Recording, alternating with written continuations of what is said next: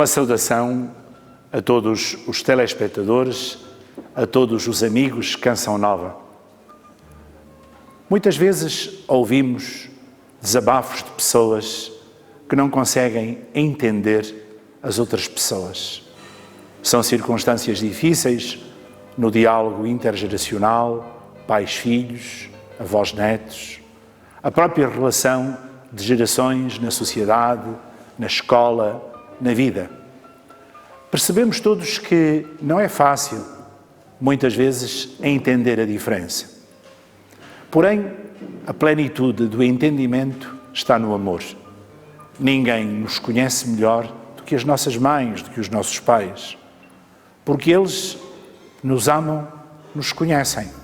Afinal, amar é conhecer o outro como ele é, tanto quanto humanamente é possível, porque há mistérios íntimos da nossa vida que são insondáveis, que nem nós próprios conhecemos.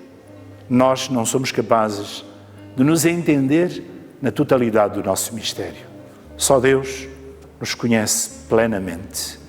Até onde vai a nossa inocência, a nossa boa vontade e onde começa exatamente a nossa maldade. Há um pensamento de Bonin que eu gostaria de deixar neste contexto do diálogo humano, das relações intergeracionais, das grandes diferenças, da pluralidade, da multiplicidade de olhares e de pensares no mundo de hoje, tão plural, tão diverso. Se não o entendes, é porque não o amas. Se o amasses, compreendê-lo-ias sempre. Talvez, nas horas difíceis dos nossos desencontros, quando queremos edificar encontros, seja necessário começar pela purificação da nossa atitude. Amar de verdade o outro. Significa querer-lhe bem, aceitá-lo como ele é, ir ao fundo da sua vida e do seu coração para o entender, escutá-lo, ouvi-lo e fazer tudo por ajudar a edificar nessa pessoa um caminho de felicidade. Tantas vezes, começando por aí, já não somos capazes de ouvir o outro, de escutar o outro. Quando o outro fala, nós, numa atitude de trabalho intelectual, pensamos como vencer, como dominar, como levar a melhor pelo nosso diálogo. E por isso, não chegamos nunca à experiência da comunhão e da unidade. Só no amor chegaremos a perceber o outro como ele é. E na nossa gratuidade, querendo a felicidade do outro, sem impor, mas apenas propondo, poderemos fazer na amizade um caminho novo e diferente. Sempre que nós tentamos entender o outro, compreender o outro, estar com o outro, fazemos a estrada da amizade. Sempre que nos impomos ao outro, ignoramos o outro, cilindramos o outro, começa a estrada do sofrimento e do desentendimento. Gostaria muito que nos ambientes das comunidades cristãs, nos grupos de vida, nas ultreias, espaços de encontro cursilhista, nas comunidades paroquiais, este pensamento de Bonin fosse muito forte. Não entendes o outro? Experimenta amá-lo e começarás a entendê-lo. Fique connosco nesta estrada com tanta luz que vai ser este programa marcado pelas cores da vida, pelas cores da esperança.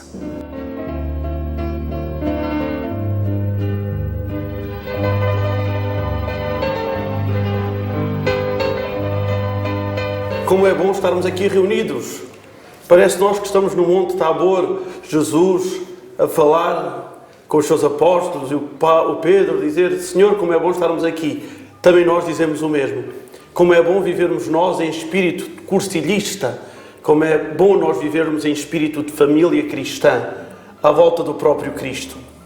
Sr. Dom Francisco, seja não só bem-vindo a esta casa que já é sua, mas que seja para nós e continue para nós a ser este baluarte, este anunciador da mensagem que Não só Cristo confiou à Igreja, mas a Igreja lhe confiou também como diretor espiritual do Organismo Mundial dos Cursos de Cristandade. Obrigado por esses votos, que assim seja e que eu me abra à graça de Deus para que ela atue através de mim. Hoje nós vamos aqui rapidamente ouvir, não digo em primeira voz, porque não foi o próprio Eduardo que contou, mas vamos contar daqui a pouco o relato do encontro do Eduardo Bonin com os dois presos em Palma de Maiorca. Vamos ouvir e a seguir eu vou-lhe pedir que nos ajude a pensar e a compreender o Cursilho de Cristandade como escola de oração, para que a partir daí nós possamos entender a oração dentro do cursilho e ao mesmo tempo a oração pelo cursilho. Desde a primeira hora que se diz muito. O nosso encontro aqui está a custar muito sangue lá fora, de homens e mulheres que estão a oferecer o seu sangue. Percebermos a oração no cursilho, e falo na oração da manhã, na Eucaristia, na adoração ao Santíssimo em comunidade ou em pequenos grupos, e depois a seguir as intendências, as palancas, não é? Que tanto se faz e de tanta maneira que é único pela salvação, muitas vezes, de homens e mulheres que não conhecem. Não é? Mas vamos então ouvir a história, a forma como o Eduardo contou aquele grande momento do encontro de ele, Eduardo, com os dois prisioneiros, que às 6 da manhã, 6h30, iriam ser mortos por graves problemas contra a sociedade. Vamos escutar então. É verdade, vamos iniciar este programa de Ecoloras não da forma habitual, mas vamos ler aqui um pequeno texto do próprio Eduardo Bonin. Não diremos que não é o início do movimento dos cursilhos, mas foi a confirmação de Deus de que era necessário algum passo, e algum passo importante. O próprio Eduardo chamou-lhe apenas a história dos condenados. E diz assim: 2 homens tinham sido julgados por um conselho de guerra e condenados à morte por roubo e crime com armas de fogo. A sentença, morte por garrote, estava a menos de 24 horas de ser executada, sem que neles houvesse um assomo de arrependimento, ou ao menos a graça de quererem morrer em paz com Deus e consigo mesmos. Então o sacerdote da cadeia de Palma de Maiorca veio ter connosco, pedindo-nos ajuda e contando-nos essa história, que havia 2 presos que estavam muito recalcitrantes, que de modo algum o queriam executar e que iam ser executados às 6 horas da manhã. Poderíeis vir ajudar-me, porque eles são jovens e vós também? Ver se conseguis estabelecer um relacionamento com eles, disse-nos o padre. Então eu comentei isso com André Roland, então vice-presidente da Ação Católica. Não podemos mandar ninguém. Temos que ir nós. Nesse tempo, havia muita gente que já tinha feito um cursilho e pedimos-lhe que rezassem. Constou-me que houve alguns jovens que não se deitaram e que andaram a rezar o terço pelas avenidas durante toda a noite. Havia muita oração e foi apoiada nela que fomos à prisão. Eu tinha um medo terrível. Quando chegámos à prisão, estavam os 2 presos numa salita pequena e já lhes tinham perguntado qual a sua última vontade, porque os iam executar na manhã seguinte. Eles disseram: comer uma paella, o que deixa ver quais as suas disposições. Cada um deles tinha cerca de 15 charutos que lhes tinham oferecido e era propósito deles fumá-los todos antes das 6 da manhã. Esse era o panorama com que nos confrontámos num ambiente denso, adornado com gravuras de muito mau gosto, enfim, uma orgia barata. Pedi então ao diretor da cadeia um momento para falar com eles a sós. Um era de Ibiza e outro era de Maiorca. E tivemos de esperar que eles acabassem de comer a sua paella. A mim tocou-me falar com o de Maiorca. Comecei a dizer-lhe: olha, quando uma pessoa tem um cargo importante ou vai ser nomeado chefe de governo, ministro, ou o que quer que seja, aparecem amigos de todos os lados para se aproveitarem da sua influência. Eu vim aqui para te fazer um pedido. A mim? Respondeu-me muito surpreendido. Claro que sim. Tu estás numa posição fenomenal em relação aos outros, porque ninguém sabe ao certo o dia e a hora em que vai morrer. A uma pessoa isto pode ocorrer de uma maneira e a outra de outra maneira. E se estiver na graça de Deus, tudo correrá bem.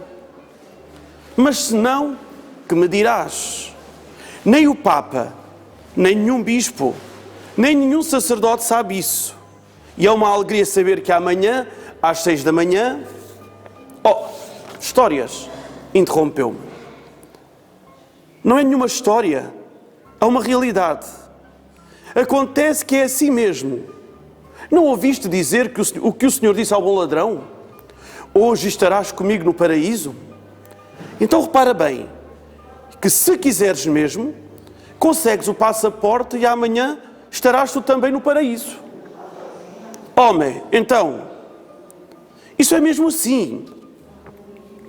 Recordo que algo se alterou nesse mesmo momento no seu rosto.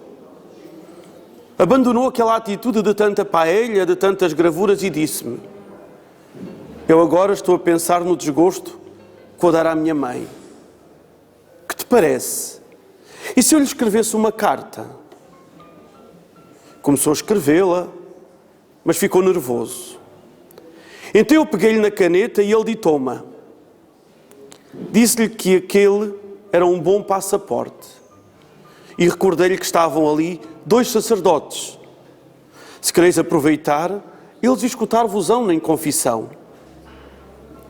O diálogo demorou toda a noite. Eu tinha um Cristo que trago sempre comigo, pegava nele na mão, dissimuladamente, até que ele me perguntou: o que é isso? Respondi-lhe: não é nada, é um bocado de metal. Mas eu tenho estado a pedir a este Senhor, que tu em breve irás conhecer, que me inspire as palavras apropriadas para te convencer a apoiar-te e a aproveitares esta grande oportunidade. No fim, os 2 pediram a confissão. Logo a seguir, houve uma missa em que estavam eles os 2 e nós os 2. Comungámos todos. Quando terminámos o pequeno almoço, os 2 deram um abraço e despediram-se dizendo: até breve, vemo-nos no céu. Eram 6 menos um quarto, quando chegou o momento de uma das cenas mais fortes do que eu tenho vivido. Roland e eu fomos à capela para pedirmos a Deus que os ajudasse naquele momento.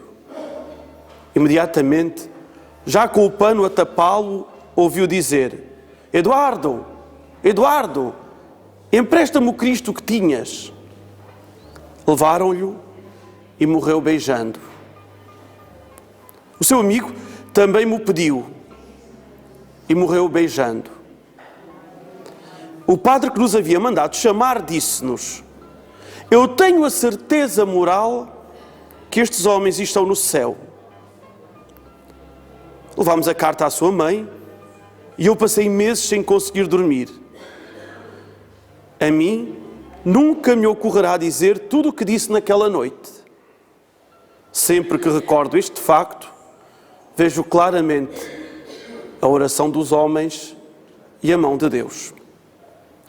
Como vos disse, este relato é contado da primeira pessoa pelo próprio Eduardo Bonin, um dos grandes responsáveis, um dos pioneiros do movimento dos cursilhos de cristandade. Movimento este, como já temos vindo a pensar, em Palma de Maiorca, na Espanha, no dia 4 de maio de 1917. Sr. Dom Francisco, é impressionante este testemunho do Eduardo Bonin. Sem dúvida. Quando se celebrou na Arquidiocese de Évora o Cursilho de Cristandade número 100 de homens, fizemos acontecer uma ultreia num pavilhão chamado Pavilhão do Bacelo, na cidade de Évora. Estou a precisar estes pormenores para que seja de facto um testemunho histórico, onde participaram 1000 pessoas, ou seja, o pavilhão levava 1000 pessoas. Eduardo Bonin veio de Palma de Maiorca, esteve 5 dias em Évora, na casa paroquial de Évora, onde eu vivia, esteve comigo 5 dias. E aí perguntaram-lhe, no momento das perguntas e respostas, por esta história. Ele explicou em pormenor a situação da Guerra Civil de Espanha, 36-39, de pessoas que ficaram detidas para ser julgadas por crimes de delito comum, era o caso, não questão política, e o apelo do padre José Maria Fabião Rúbio para que ele fosse ajudar aqueles jovens a encontrarem-se consigo e com Cristo antes da sua execução de pena capital. É impressionante a descrição, porque Eduardo chegou aos pormenores muito realistas do que se viveu previamente, nomeadamente nele, Eduardo. Fruto deste acontecimento, Eduardo ficou doente com uma depressão. Foi tal o impacto que produziu no jovem Eduardo este acontecimento que Eduardo não se aguentou da sua saúde. Eduardo narrou-nos em pormenor que um dos, jovens viveu mesmo a confissão, o outro não chegou à confissão, mas foi o que gritou pelo Eduardo e ele levou-lhe o crucifixo e beijou o Cristo antes de ser executado na pena capital. Eduardo Bonin ficou sempre com aquela imagem que não lhe saía da sua mente de noite e não era capaz de dormir.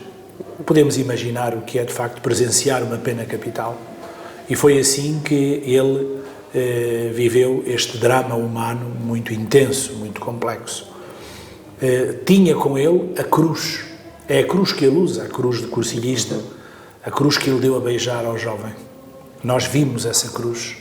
Ele, de facto, atribuiu a esse momento o grande início dos cursilhos, porque para ele esses jovens salvaram-se e, na sua, imaturidade, fizeram grandes disparates que os levou à pena capital. Na legislação daquele tempo, nós os cristãos não concordámos com a pena de morte, como sabemos, e não a aceitámos, porém ele acredita que, apesar dessa dor hedionda causada à família, aos seus pais, algo de bom aconteceu, que foram 2 santos. Ele chamava mesmo os embaixadores. Junto do céu, que pediam pelas suas intenções.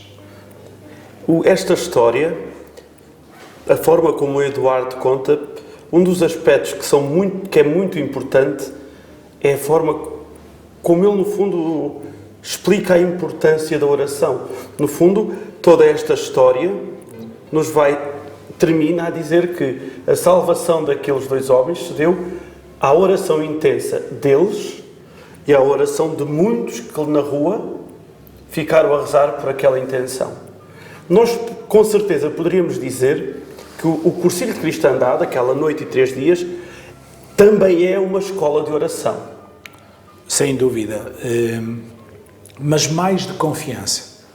Ou seja, dentro do cursilho de cristandade não se deve fazer uma intendência estabelecida, ou seja, haver um oratório, imaginemos, onde estão pessoas diante do Santíssimo Exposto, em oração, ou pessoas a fazer jejum a tempo determinado, ou pessoas em qualquer atitude de penitência, a dormir no chão, ou, em atitude de sacrifício. No cursilho de cristandade, confia-se na oração que se faz fora do cursilho. Mas é mesmo dito que não se pode fazer, não é? Exatamente. Porque isso aconteceu. Houve grupos por esse mundo além que tinham dentro da casa do cursilho o grupo de intendência, ou seja, um grupo de pessoas que estavam ali revezando-se para rezar, por exemplo, na adoração perpétua do Senhor, naqueles 4 dias, aquela primeira noite já decidida pelo dia e depois os 3 dias, numa adoração de 4 dias seguidos, um Laus Perene seguido. Isso não faz parte da metodologia de movimento.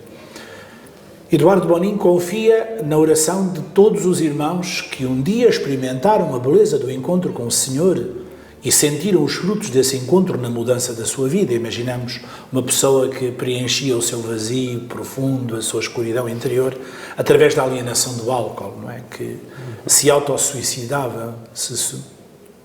Uma pessoa que se suicidava assim devagarinho, através do álcool, destruindo o ambiente da família, ou da toxicodependência, ou uma pessoa que tinha uma vida noturna intensa através dos prostíbulos, ou de uma pessoa que usava o jogo como refúgio através da batota, do jogo a dinheiro. Essa pessoa e a sua família, ao experimentar a libertação por ter encontrado a beleza de um amor que preencheu o vazio do seu íntimo, é uma pessoa que deseja que todos os que sofrem o que eles sofreram experimentem a mesma libertação. E como tal faz tudo pelos outros. E o Eduardo confia nesses. No grande espírito de oração, de penitência, de conversão assumida na continuidade da fidelidade, da perseverança de todos os convertidos, porque o movimento dos Cursilhos de Cristandade é um movimento de convertidos. Não podemos esquecer que o documento do Papa Pio XII, uma encíclica sobre o corpo místico de Cristo, influenciou muito nesta visão do Evangelho, relembrada pelo Santo Padre Pio XII à Igreja, que é grande, insondável, imenso e ao mesmo tempo preocupante, o mistério de que a salvação de uma multidão depende da oração de outros, às vezes de poucos, que são aqueles que escolhem a cruz, escolhem o amor, escolhem estar com Cristo. Sabemos que há muitos que estão na celebração enquanto se vive a ágape, mas que desaparecem quando se fala no cálice do sangue de Cristo. E por isso não são muitos normalmente, mas o Senhor salva na cruz a humanidade inteira. Nenhum de nós morreu na cruz, mas fomos salvos pela cruz. Assim, as nossas cruzes de cada dia podem salvar os outros, do mesmo modo que a cruz de Cristo nos salvou a nós. É esta comunhão no corpo de Cristo que fazia com que Eduardo não temesse. E por isso, a grande primeira experiência foi essa da cadeia. Ele pôs os colegas da Ação Católica a rezar, enquanto ele foi com 2 companheiros à cadeia, respondendo ao apelo do Padre José Maria Fabião Rubio. E a oração dos companheiros, aliada à palavra de Eduardo, fizeram acontecer a luz naquelas 2 vidas daqueles jovens. Também o mesmo se repete hoje em cada cursilho. O cursilho é sustentado por uma rede internacional, global de orações, que são pedidas a todo o mundo, a todos os cursilhistas, e de facto é um movimento de conversão. A conversão é um milagre. O encontro consigo, o encontro com Cristo é uma dádiva. A fé é dom de Deus. E isso acontece. É interessante pensarmos que Eduardo nasceu 9 dias antes das aparições de Fátima. Do dia 13 ao dia 4 de maio de 1917 vai uma novena. Eduardo nasceu a 4 e passado uma novena dá-se Fátima. E Fátima vem lembrar o Evangelho, vem exatamente falar da oração, para que rezássemos pela paz no mundo. E de uma maneira tão simples, o terço é o santuário das conversões. O santuário de Fátima não é tão marcado por milagres físicos, de curas, como, por exemplo, o santuário de Lourdes. É, sobretudo, o santuário das confissões. Os milagres de Fátima conhecem-nos os confessores. Assim, os cursos de cristandade transcendem em muito os resultados que se podem enumerar, que se podem catalogar, que se podem fazer conhecer através de estatística. A grande riqueza dos cursilhos é aquilo que ninguém sabe, que só os confessores conhecem. É essa oração, durante um cursilho, oração feita cá fora, chamam-se intendências. Intendência no sentido de que é por intenção de. É um termo muito nosso português. Estou a fazer uma intendência. Estou a fazer por intenção de um cursilho. Esta oração é oferecida por este cursilho. Ou este jejum, ou esta caminhada, ou esta visita a um doente, ou este estar a fazer companhia a um idoso só, ou este ir arrumar a casa de uma pessoa que já não consegue arrumar a casa pela sua idade, ou este ir fazer companhia a um acamado, ou este ir à cadeia e visitar um dos presidiários sem família. Ou este, desculpe, como agora se vê, eu estou a recordar-me ao estar a ouvir essa enumeração dos mais pequeninos. Ou este não comer uma pastilha, ou este não ralhar com o meu irmão, ou este não jogar no computador. É impressionante porque uma criança que era capaz de nunca ver o pai, não é? Como aquele menino que partiu o mielheiro e tirou $45, e porque o pai ganhava 15 dólares a hora, já tinha dinheiro para pagar 3 horas para o pai brincar com ele. Como eles sentem a mudança de um pai. Já tenho o pai em casa, já tenho o pai. E então quando se diz que outros meninos podem vir a ter pai, que não vai estar sempre ausente, que não vai pôr o dinheiro à frente da família, eles rezem para que o outro menino tenha a mesma felicidade que ele tem em ter reconquistado uma família. Por isso há intendências de crianças, há intendências de doentes. Em outras partes as intendências são chamadas alavancas. É muito interessante. A palanca nos nossos irmãos espanhóis é exatamente a alavanca que puxa para a frente um cursilho de cristandade. Nós acreditamos que a oração é a força do cursilho de cristandade. Este é o grande milagre, digamos assim, de um cursilho de cristandade, não é? O grande milagre é a conversão, mas muito puxado pela oração. Diria, a expressão se calhar não é a mais bonita, por esta violência que os homens de Deus ao serviço dos seus irmãos fazem por estes mesmos seus irmãos. É a violência do amor. O amor tem uma violência diferente, é a beleza. É uma beleza tão irradiante e sedutora que nos agarra por dentro. A beleza do amor. Eu penso que essa violência é maravilhosa. Não há amor como o teu. Eu gostava muito de lembrar um aspecto muito importante das intendências. É que este movimento atinge muitas pessoas. Um cursilho, imaginemos, tem 25 novos ou novas a fazê-lo, mas tem uma retaguarda orante enorme. Tem pessoas que depois vão ao encerramento para as abraçar, porque termina sempre num encerramento festivo, como havemos de ver num dos nossos programas. Há as pessoas que nas paróquias vão usufruir da presença destes cristãos mais conscientes, bem como nos seus ambientes profissionais. O cursilho de cristandade atinge uma multidão para além daquelas 25 pessoas que estão a viver. É uma autêntica comunhão de santos. Sem dúvida. E exige mesmo, o movimento, na sua dimensão orante, exige a comunhão de santos. O movimento exige que sejamos igreja. A igreja existe para anunciar Cristo. A igreja é lugar de fé. A igreja é o sítio onde se pode encontrar Cristo. A igreja não é um repositório de património sacro. A igreja não é um depósito de arte. Nós não somos conservadores de museus. A igreja é viva, são as pessoas. E os templos são as casas da igreja. Domus Ecclesiae, a casa da igreja. E aí é fonte de água viva. Quem vai a uma igreja tem o direito de esperar encontrar-se com Cristo. Quem vai a uma igreja tem o direito de esperar encontrar-se com pessoas de fé. Quem vai a uma igreja tem o direito de esperar encontrar pessoas que rezam. E quando não é assim, as coisas de facto estão pervertidas. E por isso, aquilo que um cursilho é uma experiência de igreja. Ali, condensada na vivência e convivência daqueles 3 dias.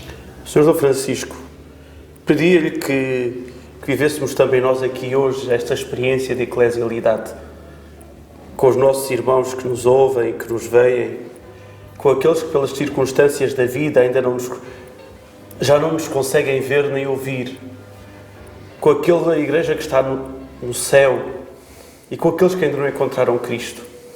Peço-lhe que reze, que nos ajude a rezar, para que cada vez mais o homem se encontre com Cristo, que o homem se encontre com a sua comunidade, vivendo a experiência mais bela desta felicidade que não tem fim.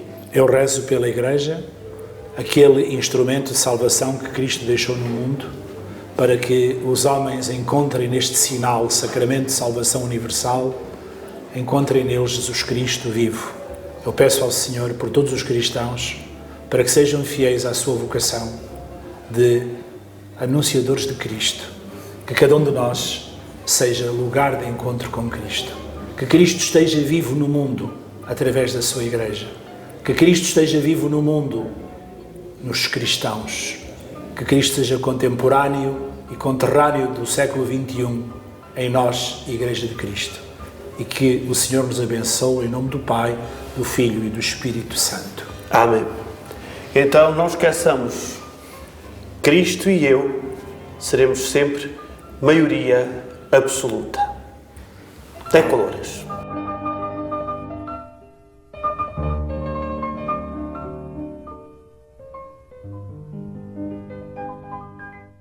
Eu sou a Cidália, sou de Santana de Portel, vivo em Évora e fiz o curso de Cristandade em março passado. O meu quarto dia, eu já tinha alguma caminhada com Jesus, já era convívio, já estava integrado em alguns grupos, num grupo de jovens, e quando fui fazer o curso pensei que estava com medo de não ter nenhuma novidade lá, mas percebi que Jesus faz sempre novo a cada momento. E fiz o curso quando tinha casado há muito pouco tempo. Eu casei em setembro e fiz o curso em março. E tem sido uma experiência muito boa, vivida em casal também, que nos tem unido e fortalecido bastante. E perceber que se conseguirmos entregar cada momento do nosso dia a Jesus e entregar todos os problemas e todas as nossas alegrias também, que Ele está e continuará sempre connosco, isso tem feito toda a diferença ao longo destes meses de casamento, desta vida nova que se descobriu depois do curso de cristandade.